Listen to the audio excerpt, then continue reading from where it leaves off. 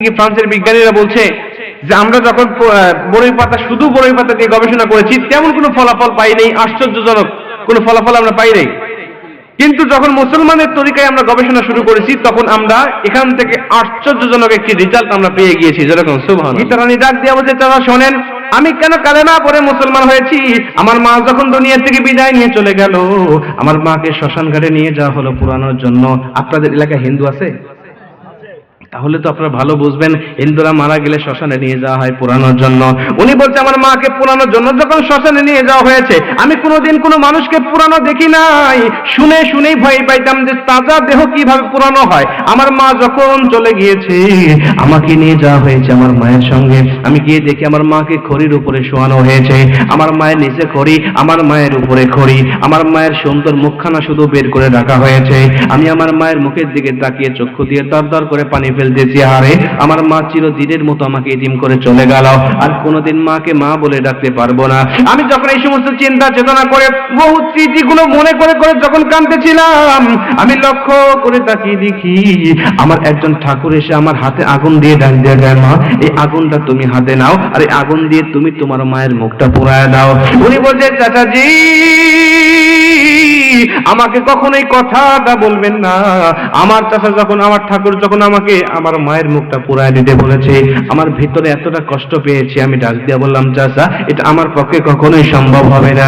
যেই মা আমাকে কোলে পিঠে করে বড় করেছে, যেই মা আমাকে 10টা মাস 10টা দিন আমাকে পেটে রেখেছে, 22টা বছর আমাকে বুকে আগলে ধরে বড় করেছে, ওই মায়ের মুখ আমি নিজে মেয়ে হয়ে পুড়িয়ে দেব, এটা আমার পক্ষে কখনোই সম্ভব হবে না। তিনি বলছে, আমি যখন অস্বীকার করে বসলাম, সঙ্গে সঙ্গে আমার ঠাকুর আমাকে ডাক দিয়ে, মা শোনো, তুমি যদি তোমার মায়ের মুখটা না পোড়ায় দাও, তুমি যদি নিজে মেয়ে হয়ে মায়ের মুখে আগুন না দাও, তোমার মা কিন্তু স্বর্গ পাবে না, তোমার মা নরকে চলে যাবে। নাউযুবিল্লাহ, স্বর্গ পাবে না তোমার মা যদি তুমি আগুন না দাও। তিনি বলছে, আমি মেয়ে, আমার জন্য আমার মা নরকে যাবে? না, হতে পারে না। আমাকে ইমোশনালি ব্ল্যাকমেইল করলো। আমি নিজের ইচ্ছার বিরুদ্ধে আমার মায়ের মুখে আগুন ধরা দিয়েছি। চাচা, আমার সুন্দর মায়ের মুখে যখন আগুন ধরা দিয়েছি, আমি তাকিয়ে দেখে আমার মায়ের সুন্দর মুখখানা মুহূর্তের মধ্যে পিচ্ছিরি হয়ে গেল, কালো কুচ্ছিত হয়ে গেল, ভয়ানক আকৃতি ধারণ করলো। যে মায়ের চেহারার দিকে তাকলে আমার কলিজা ঠান্ডা হয়ে যেত, ক্ষুধা ভুলে যেতাম, ওই মায়ের চেহারার দিকে আমি আর তাকাতে পারতেছিলাম। আমি তাকিয়ে দেখে আমার মায়ের পুরো শরীরে আগুনটা সরিয়ে গিয়েছে, দাউ দাউ করে পটপট করে ফুটতেছে, আর দাউ দাউ করে আগুনটা জ্বলতেছে। আমি তাকিয়ে দেখি আমার মা বাঁকা হয়ে যাচ্ছে, আর আমার মাকে বাড়ি দিয়ে দিয়ে, লাঠি দিয়ে, খড়ি দিয়ে, বাঁশ দিয়ে টান টান করে তারা শুয়ে দিচ্ছে। আমার কান্নার মাত্রা আরো বেড়ে গেল। ডাক দিয়ে বললাম, চাচা, মা তো জীবিত নয় যে সে পালিয়ে যাবে, আপনারা এইভাবে মারতেছেন কেন? আমার ঠাকুর ডাক দিয়ে, তোমার মা বাঁকা হয়ে যায়, দেখো না, তোমার মাকে সোজা করার জন্য, পুরানোর জন্য, সহজ হওয়ার জন্য আমরা তাকে টান টান করে দিচ্ছি, শুয়ে দিচ্ছি। তিনি বলছে, আমার মধ্যে একটা জাগ্রত হলো কথা, যে যেই ধর্ম একটা শেষ বিদায়, একটা মানুষ শেষ বিদায় নিচ্ছে পৃথিবীতে, ওই শেষ বিদায়টা সম্মানজনক দিতে পারে না। যেই মাইয়াতকে, যে মানুষ, যে ধর্মটা যেই মাইয়াতকে এতটা অসম্মানী করে, এতটা লাঞ্ছিত করে, আর যাই হোক না হোক, এই ধর্ম আমাকে স্বর্গ পর্যন্ত পৌঁছাইতে পারে না। উনি বলছে, এটা আমার চিন্তা ধারণা হয়ে গেল যে এই ধর্ম আমাকে স্বর্গ পর্যন্ত নিয়ে যাইতে পারে না। সত্য ধর্ম, স্বর্গ নিয়ে যাওয়ার ধর্ম তো দুনিয়াতে একটা অবশ্যই আছে। এই সত্য ধর্ম কোনটা আমাকে খুঁজে বের করতে হবে। উনি বলছে, আমি চলে গেলাম বিভিন্ন ধর্ম নিয়ে গবেষণা করার জন্য। আমি যাওয়ার পরে আমার সব ধর্ম নিয়ে রিসার্চ শুরু হয়ে গেল। কোনো ধর্মই আমার কাছে ভালো লাগে না, কোনো ধর্মই আমার কাছে ভালো লাগে না। একটা নিয়ম ভালো লাগলে অন্য নিয়মটা আমার কাছে খারাপ লাগে। গত 2 সপ্তাহ আগে আমাকে কলকাতা থেকে একজন ভদ্রলোক হোয়াটসঅ্যাপে নক করেছেন।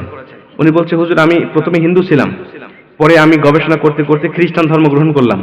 হুজুর, খ্রিস্টান ধর্মের মধ্যে অনেক গোজামিল পেলাম, পরে চিন্তা করলাম তাহলে অন্য ধর্ম নিয়ে গবেষণা করা যাক কিনা। উনি বলছেন, আমি সর্বশেষ সব ধর্ম গবেষণা করে এখন মুসলিম হয়েছি। ভদ্রলোকের সাথে মাঝে মাঝে হোয়াটসঅ্যাপে কথা হয়। উনি বলছে, আমার উপরে অনেক নির্যাতন হয়, হুজুর আমি চাচ্ছি যে আমি আলাদা থাকতে, যদি আমার মা বাবাকে ছাড়া আলাদা থাকি তাহলে সেক্ষেত্রে আমার কোনো গুনাহ হবে কিনা। উনি মাসালা জানার জন্য প্রথমে নক করেছিল।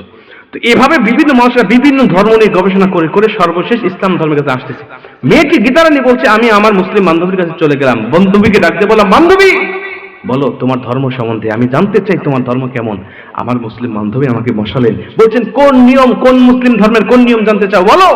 আমি বললাম, তোমার ধর্মের শুধু মানুষ যখন মারা যায় কবর দেওয়া পর্যন্ত কি কি ব্যবহারগুলো করে এটুকু বলো, যদি ভালো লাগে অন্যান্য বিষয়গুলো জেনে নিই, কালেমা পড়ে মুসলমান হয়ে যাব। আর যদি ভালো না লাগে তাহলে আর জানা হবে না, অন্যান্য ধর্মের মতো তোমার ধর্ম মিথ্যা বলে আমি আখ্যা শিক্ষা দেব। তিনি বলছেন, না বান্ধবী বসো, আমি তোমাকে আমার সুন্দর ধর্ম সম্বন্ধে সুন্দর কথাগুলো শোনাতে চাই। উনি বলছেন, গীতা রানী বলছেন, চাচা আমার ওই মুসলিম বান্ধবী আমাকে তার সামনে বসালেন, বসিয়ে তার সুন্দর ধর্মের সুন্দর কথাগুলো আমাকে বলতেছিলেন। আমি তাকিয়ে দেখি একটা মৃত লাশকে ইসলামে এত সম্মান দিয়েছে। লাশের সাথে বেয়াদবি করা তো দূরের কথা, লাশকে কষ্ট দেওয়া তো দূরের কথা, লাশের পাশে দাঁড়িয়ে জোরে আওয়াজ করে কথা বলা পর্যন্ত ইসলাম নিষেধ করেছে। সুবহানাল্লাহ। আপনি লাশের পাশে দাঁড়িয়ে জোরে চিৎকার করে কথা বলবেন, না অনুমতি নেই। লাশের পাশে দাঁড়িয়ে জোরে চিৎকার করে কান্নাকাটি করবেন, না অনুমতি নেই। ইসলাম হারাম করে দিয়েছে, নিষেধ করে দিয়েছে। শুধু তাই নয়, ইসলাম একটা লাশকে কত যত্ন সহকারে ধরতে হবে বা চাচা সব বলে দিয়েছে। আমার দেখে তো একেবারে ভালো লেগেছে পুরাটা। হঠাৎ করে আমার মুসলিম বান্ধবী যখন তাদের গোসল করার পদ্ধতিটা আমাকে বলতেছিল, তখন একটু সন্দেহ আমার মধ্যে আসলো। বললাম, বান্ধবী এতক্ষণ তো ভালো লাগলো, কিন্তু এখন তো কেমন যেন সন্দেহ সন্দেহ মনে হয়। কেন? তোমার নবী এত পাতা থাকতে, এত গাছ থাকতে, এত গাছের শিকল থাকতে, এত ঔষধি গুণাগুণ সম্পন্ন গাছ পৃথিবীতে অনেক রয়েছে, কোন গাছের পাতা বা ছাল বা শিকড় দিয়ে বলে নাই, মাত্র বড়ই পাতা, যে বড়ই পাতার মধ্যে কিচ্ছু নাই, এই বড় পাতা দিয়ে কেন তোমার নবী গোসল করার কথা বলছে? নিঃসন্দেহে তোমার নবীও মন গড়া কথা বলেছে। কারণ ওনারা জানে যে বড়ই পাতার মধ্যে তেমন কিছু নাই। স্বাভাবিকভাবে গবেষণা করলে সেটাই বিজ্ঞানীরা বলে যে বড়ই পাতার মধ্যে তেমন কোনো ঔষধি গুণাগুণ সম্পন্ন কিছু নাই। কিন্তু এই পাতা দিয়ে কেন নবী বলছে? তিনি বলছেন, নিঃসন্দেহে 1450 বছর আগে তো ওখানে কোনো গবেষণা করার মতো কিছু ছিল না, এই জন্য তোমার নবী মন করা হয়তো একটা তথ্য দিয়েছে। বান্ধবী যদি এটা আমার কাছে ভালো লাগতো, তাহলে অন্যান্য বিষয় যেহেতু ভালো লেগেছে, তাহলে এটা ভালো লাগলে আমি কালেমা পড়ে মুসলমান হয়ে যেতাম। আমার মুসলিম বান্ধবী আলহামদুলিল্লাহ বলে একটা দৌড় দিয়েছে, ঘরের মধ্যে ঢুকে একটা পত্রিকা হাতের মধ্যে জড়ায়া নিয়ে আসছে। নিশি ডাক দেখে, বান্ধবী আমি শুকরিয়া আদায় করতেছি ওই আল্লাহর, যে আল্লাহ তোমার প্রশ্নের যথাযথ উত্তর দেওয়ার তৌফিক আমাকে দান করেছে। তিনি বলছে, কিভাবে? বলছে, এই যে পত্রিকাটা দেখতে পাচ্ছ, এই পত্রিকা আমি কিছুদিন আগে পড়তেছিলাম। আমিও জানতাম না যে মুসলিমরা কেন বড়ই পাতা পানি দিয়ে তাদের লাশগুলোকে গোসল করে, আমিও জানতাম না। কিন্তু এই পত্রিকা পড়তে গিয়ে তো আমার চোখ ছানা ভরা, আমি তো অবাক হয়েছি, আমার ঈমান বেড়ে গিয়েছে। আমি সব যত্ন করে এই পত্রিকাটা রেখে দিয়েছি। আজকে যে এভাবে কাজে লাগবে আমি জানি না। আমি তোমাকে পড়াতে চাই, আমি তোমাকে শোনাতে চাই। এই পত্রিকাটায় কিছু ফ্রান্সের বিজ্ঞানীরা তারা গবেষণা করেছে, আর এরা বলেছে যে বড়ই পাতা গবেষণা করতে গিয়ে এমন একটা তথ্য পেয়েছি, যে তথ্যের মধ্যে আমাদের একদল বিজ্ঞানীদের মধ্যে থেকে কয়েকজনকে কালেমা পড়ায় জাগায় মুসলমান বানিয়ে দিয়েছে। উনি বলছে, বান্ধবী আমি না পড়ি, তোমাকে দিয়ে পড়াই, তুমি পড়ো, আমি শুনি, আর তুমি বোঝো যে ইসলাম কেন বড়ই পাতার পানি দিয়ে মুসলমানদেরকে লাশগুলোকে গোসল করার কথা বলেছে। গীতা রানী ডাক দিয়ে বলছে, বান্ধবী তুমি তাহলে বলো কেন তোমরা এই কাজটা করো। উনি বলছেন, আমি যখন পত্রিকাটা তার হাতে দিলাম, দিয়ে বলছেন, বান্ধবী তুমি পড়ো, তুমি নিজে নিজে পড়তে থাকো, দেখো এখানে কি গবেষণা, তাদের লেখাটা কি রয়েছে, তারা কি ফলাফল পেয়েছে। উনি বলছেন, আমি আমার বান্ধবীর হাত থেকে পত্রিকাটি নিয়ে লেখা পড়া শুরু করলাম। আমি তাকিয়ে দেখি ফ্রান্সের বিজ্ঞানীরা বলছে যে আমরা যখন বড়ই পাতা, শুধু বড়ই পাতা দিয়ে গবেষণা করেছি, তেমন কোনো ফলাফল পাই নাই, আশ্চর্যজনক কোনো ফলাফল আমরা পাই নাই। কিন্তু যখন মুসলমানের তরিকায় আমরা গবেষণা শুরু করেছি, তখন আমরা এখান থেকে আশ্চর্যজনক একটি রেজাল্ট আমরা পেয়ে গিয়েছি। যেরকম সুবহানাল্লাহ। মুসলমান ভাইরা আমার লক্ষ্য করেন, বিজ্ঞানীরা বলছে, শোনো, আমরা যখন মুসলমানদের তরিকায় একটা পাতিল নিয়েছি, পাতিলের মধ্যে পানি ছেড়ে দিয়েছি, ছেড়ে দিয়ে আমরা আগুন দিয়ে 8 থেকে 10 মিনিট জাল দিয়েছি। এরপরে আমরা বড়ই পাতা দিয়ে 8 থেকে 10 মিনিট জাল দেওয়ার পরে আমরা লক্ষ্য করে তাকিয়ে দেখি ওই পানিটার গুণগত মান পাল্টে গেল। আগের পানি আর বর্তমান পানির মধ্যে পুরোটাই চেঞ্জ হয়ে গেল। কি পরিবর্তন হলো আর কি গুণাগুণ তৈরি হলো আমরা গবেষণা করার জন্য এই পানিটাকে ল্যাবে নিয়ে চলে গিয়েছি। ল্যাবে নিয়ে পরীক্ষা নিরীক্ষা করার পরে আমরা একটা রেজাল্ট পেয়ে গেলাম, একটা তথ্য পেয়ে গেলাম। এই তথ্যটা হলো, আমরা তাকিয়ে দেখলাম মাত্র 8 থেকে 10 মিনিট বড়ই পাতা দিয়ে পানিটাকে হিট দেওয়ার কারণে, জাল দেওয়ার কারণে এই পানিটা আর সাধারণ পানি নাই। এই পানিটা এতটা পিওর, এতটা ন্যাচারাল, এতটা 100% অ্যান্টিসেপটিক পানি হয়েছে যে এই পানি দিয়ে যখন কোনো মানুষকে গোসল করানো হবে, এই পানি দিয়ে যখন কোনো মানুষের লাশকে ধোয়ানো হবে, কোনো মানুষকে ধৌত করানো হবে, ওই মানুষের বাহ্যিক যত নাপাকি রয়েছে, ওই মানুষের দেহের যত অপবিত্রতা রয়েছে, সব কিছুকে ধুয়ে মুছে সাফ করে আমার আল্লাহ 100% ওই দেহটাকে পবিত্র বানায় দিবে। যেরকম সুবহানাল্লাহ। এরে মুসলমান বন্ধু আমার এই কথাটা তারা ভালো বুঝবেন যারা মরা মানুষগুলোকে গোসল করাইছেন, তারা আমার কথাটা সবচেয়ে ভালো বুঝবেন। মুসলমান, আমি আমার এলাকায় একজনকে জিজ্ঞাসা করেছিলাম যিনি মরা মানুষগুলোকে গোসল করায়। উনি বলছে, হুজুর আমি যদি 100 জন মানুষকে গোসল করাই, 98 জন মানুষ আমি এমন পেয়েছি যারা মরণের সময় পেশাব পায়খানা করে ফেলে, যাদের শরীরটা নাপাকি হয়ে যায়। হুজুর বিশ্বাস করেন 100 জনের মধ্যে 98 জন মানুষ আমি এমন পেয়েছি। আর যদি নবীজি বলছে যখন কোনো মুমিন ব্যক্তির লাশটা কবরের মধ্যে রাখা হয়, ওই মুমিন ব্যক্তির কবরটা জান্নাতের বাগান হয়ে যায়। এখন ওই নাপাকি দেহ নিয়ে জান্নাতের বাগানের মধ্যে সে কেমনে থাকবে? নবীজি বলছে না, নাপাকি দেহ নিয়ে নয়, বরং যদি কোনো ব্যক্তিকে বড়ই পাতার পানি দিয়ে গোসল করানো হয়, ওই ব্যক্তির দেহে কোনো নাপাকি থাকবে না, ওই ব্যক্তির দেহ কোনো অপবিত্র দেহ থাকবে না। বড়ই পাতার পানি দিয়ে গোসল করানোর সঙ্গে সঙ্গে ও দেহটাকে পরিপূর্ণ 100% পবিত্র দেহ বানায় দেওয়া হবে। জোরে কোন সুবহানাল্লাহ। বিজ্ঞান বলছে 100% সত্য কথা, নবীর কথা সত্য কথা। কিন্তু নবী কথাটা জানলো কেমন করে? আজ থেকে 1450 বছর আগে, যে জামানায় কোনো তথ্য প্রযুক্তি ছিল না, কোনো সায়েন্স ল্যাবরেটরি ছিল না, আধুনিক যন্ত্রপাতি ছিল না, ওই জামানায় এই বড়ই পাতা গবেষণা করার মতো, কোনো রিসার্চ করার মতো কোনো মেশিন ছিল না। আমরা এমবিবিএস, এফসিপি, সেফার, সিএসএস ডিগ্রিধারী ডাক্তার, আমাদের পক্ষে গবেষণা করা বড় সহজ ব্যাপার, কিন্তু নবীর কাছে কোনোভাবেই সহজ ছিল না। আমরা প্রশ্ন করলাম পবিত্র কোরআনকে, কোরআন বলো তুমি তো সত্য আমরা স্বীকার করেছি, তুমি উত্তর দাও নবী কেমন করে এই কথাটা জেনেছে। কোরআন উত্তর দিল সূরা নাজম 27 নম্বর পারা, ওমা ইয়ানতিকু আনিল হাওয়া ইন হুয়া ইল্লা ওয়াহয়ুন ইউহা। রে পৃথিবীর মানুষেরা, নবী 63 বছর জিন্দেগিতে যত কথা বলেছে, কোনো কথা মন গড়া বলে নাই। সব কথা তিনি আমি আল্লাহ পাকের কথা বলেছে, আমার ওহির কথা বলেছে।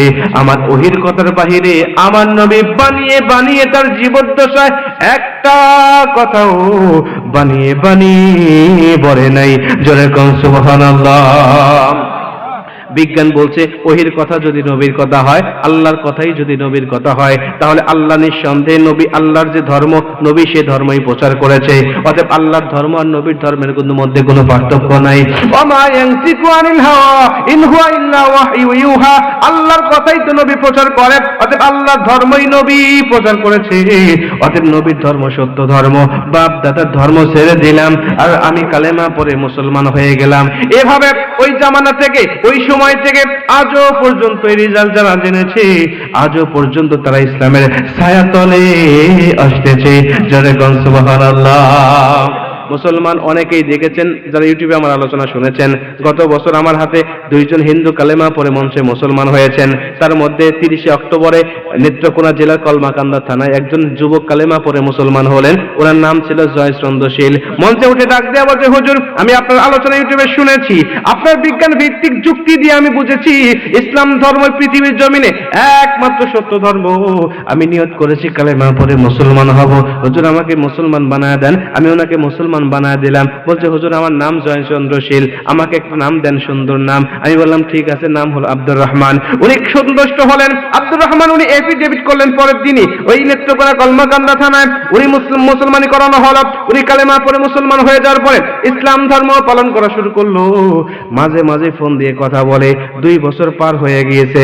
বলে হুজুর যেদিন থেকে কালেমা পড়ে মুসলমান আমি হয়েছি, ওদিন থেকে আজ পর্যন্ত এক ওয়াক্ত নামাজ আমি জামাত ছাড়া পড়ি না। জোরে কোন সুবহানাল্লাহ। আমি অবাক হয়েছি ভাই, 25টা বছর ওই ব্যক্তিটা কুফরি করেছেন, মূর্তির সামনে মাথা নত করেছে। এরপরে যদি আল্লাহর ধর্ম পাওয়ার পরে এতটা পরিবর্তন হতে পারে, আমার আপনার জীবন তো আরো বেশি পরিবর্তন হওয়ার কথা ছিল। কারণ আমার আল্লাহ আপনার জীবনটাকে পবিত্র রেখে দিয়েছে, মুখটা পবিত্র রেখে দিয়েছে, জবানটা পবিত্র রেখে দিয়েছে, মাথাটা পবিত্র রেখে দিয়েছে। আল্লাহ কোনো মূর্তির সামনে আমার মাথা নত করাই নাই। আল্লাহ আমার জীবন মুখটাকে শিরক মুক্ত, কুফর মুক্ত রেখে দিয়েছে। যদি এই শুকরিয়া আদায় করে আমি শেষ করতে চাই, কসম করে বলতে পারি সারা জীবন কুদরতি পায়ে সেজদা দিয়ে পড়ে থাকবো, তবুও মুসলমানের ঘরে আল্লাহ জন্ম দিয়েছে, এর শুকরিয়া শেষ করতে পারবো না। কথা বলে ঠিক না? এজন্য বলি অবশ্যই যুবক ভাই বিপথে থেকেন না, অন্য মতে থেকেন না। এখন চলে আসেন আল্লাহর ঘর মসজিদে, চলে আসেন ইসলামের দিকে, ইসলামের ছায়াতলে। আল্লাহ পাক আপনার দুনিয়া এবং আখিরাত অবশ্যই কল্যাণময় করবে। কথা বলেন ঠিক কি না? আল্লাহ পাক বলছেন এজন্য কুল বিফাদলিল্লাহি ওয়া বিরহমাতি ফাবিযালিকা ফালইফরাহু হুয়া খায়রুম মিম্মা ইয়াজমাউন। আমি আল্লাহ পাক এজন্য তোমাদেরকে এই সুন্দর ধর্ম তোমাদেরকে দিয়েছি, এত পাওয়ারফুল নবী দিয়েছি, এত পাওয়ারফুল কিতাব দান করেছি। এই নবীর কাছে, নবীর হাদিসের কাছে, এই কিতাবের কাছে যখন মানুষ আসবে তখন তারা দলে দলে কালেমা পড়ে মুসলমান হয়ে যাবে। আল্লাহ পাক আমাদের সবাইকে সেই ধর্মে পাঠিয়েছেন। আল্লাহ পাকের কাছে দোয়া, আল্লাহ পাকের কাছে সাহায্য চাই, আল্লাহ যেন এই ধর্মের মধ্যে থেকেই ইস্তেকামত থেকে ঈমানের সাথে দুনিয়া থেকে বিদায় নেওয়ার তৌফিক দান করেন।